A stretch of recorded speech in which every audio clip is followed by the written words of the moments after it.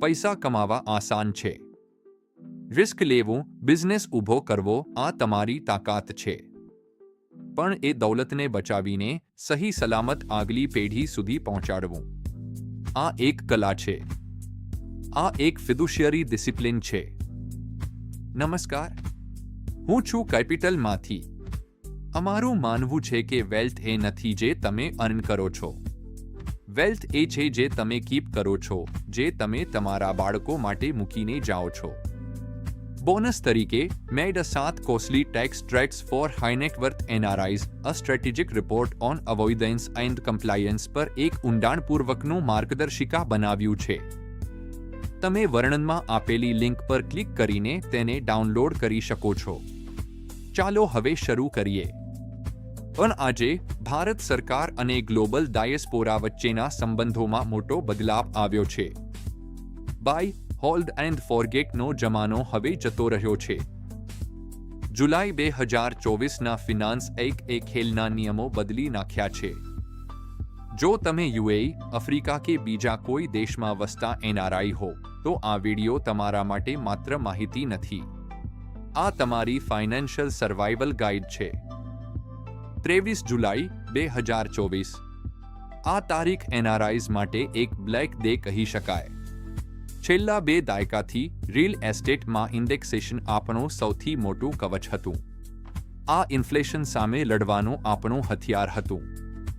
સરકારે કહ્યું સિમ્પ્લિફિકેશનના નામે અમે ઇન્ડેક્સેશન હટાવી રહ્યા છીએ અને ટેક્સ રેટ 20%થી ઘટાડીને 12.5% કરી રહ્યા છીએ. સાંભળવામાં સારું લાગે છે ને? પણ અહીં એક કેચ છે. રેઝિડેન્ટ ઇન્ડિયન્સને ઓપ્શન મળ્યો ઓલ્ડ રેજીમ કે ન્યૂ રેજીમ. પણ તમને એનઆરઆઈઝને આ ઓપ્શન નથી મળ્યો. તમારા માટે ઇન્ડેક્સેશન ખતમ. Full stop. આ નિર્ણયની અસર શું થશે? ચાલો ગણિત સમજીએ. માની લો કે તમે 2005માં બેંગ્લોરમાં 1 કરોડની પ્રોપર્ટી લીધી હતી. આજે 2025માં તમે તેને 5 કરોડમાં વેચો છો. જો જૂનો નિયમ હોત તો તમે ઇન્ફ્લેશન કોસ્ટ બાદ કરતા માત્ર લગભગ 38 લાખ ટેક્સ ભરતા. પણ નવા નિયમ મુજબ તમારે પૂરેપૂરા 5 કરોડ માઇનસ 1 કરોડ એટલે કે 4 કરોડના પ્રોફિટ પર સીધો 12.5% ટેક્સ આપવો પડશે. ટેક્સ બનશે પૂરેપૂરા 50 લાખ રૂપિયા. માત્ર એક સિગ્નેચરથી તમારા ખિસ્સામાંથી 12 લાખ રૂપિયા એક્સ્ટ્રા નીકળી ગયા. આ ટેક્સ નથી, આ વેલ્થ એરોજન છે. હવે તમે વિચારશો, હું તો દુબઈમાં છું, ત્યાં કોઈ ટેક્સ નથી, મને શું ડર? આ જ સૌથી મોટી ભૂલ છે. ઇન્કમ ટેક્સ ડિપાર્ટમેન્ટ તમારા વિઝા નથી જોતું, એ તમારું કેલેન્ડર જુએ છે. જો તમે ઇન્ડિયામાં વર્ષમાં 120 દિવસથી વધારે રોકાયા અને તમારી ઇન્ડિયન ઇન્કમ 15 લાખથી વધારે છે, તો તમે રેઝિડેન્ટ બની શકો છો. અને સૌથી ખતરનાક છે ડીમ્ડ રેઝિડેન્ટ રૂલ. જો તમે કોઈ એવા દેશમાં હો જ્યાં ઇન્કમ ટેક્સ નથી, તો ઇન્ડિયા તમને ડીમ્ડ રેઝિડેન્ટ માની શકે છે. આનો મતલબ સમજો.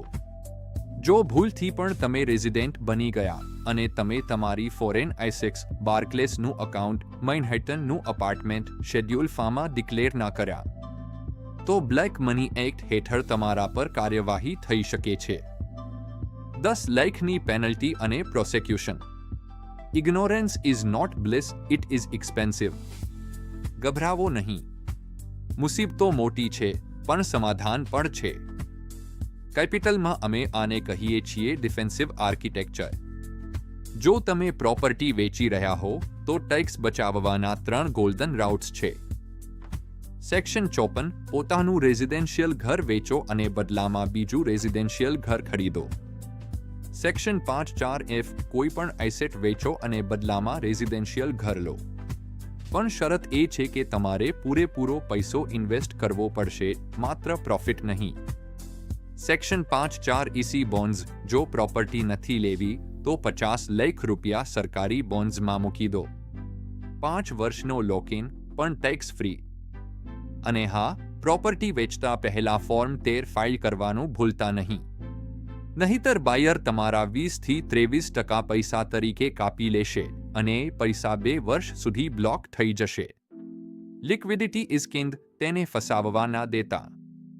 હવે હું તમને એ વાત કહીશ જે માત્ર ટોપ ટિયર કન્સલ્ટન્ટ્સ તેમના યુએચએનઆઈઝ ક્લાયન્ટ્સને કહેતા હોય છે. આને કહેવાય આર્બિટ્રેજ. ઇન્ડિયા અને યુએ વચ્ચેની ટ્રીટી તમારા માટે એક બ્રહ્માસ્ત્ર છે.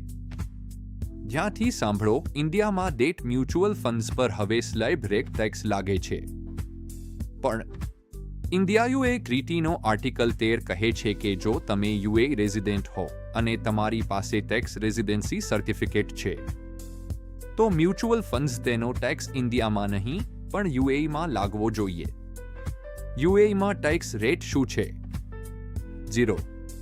સહી સ્ટ્રક્ચર અને કાગજાત સાથે તમે લીગલી તમારા ટેક્સને 30%થી 0% પર લાવી શકો છો.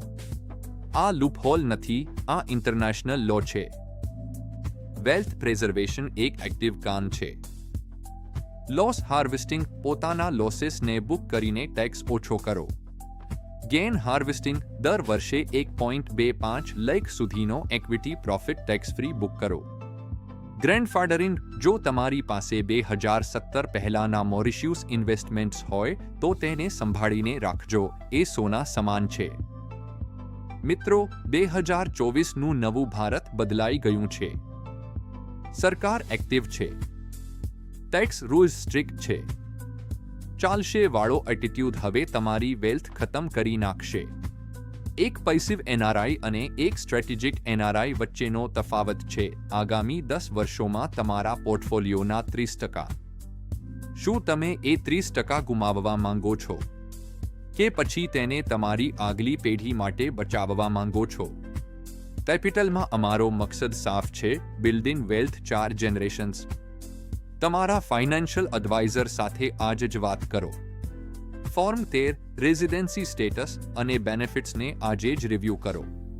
કારણ કે વિરાસત એમની જ બચે છે જે સમય પહેલા જાગી જાય છે. This is signing off. જય હિન્દ.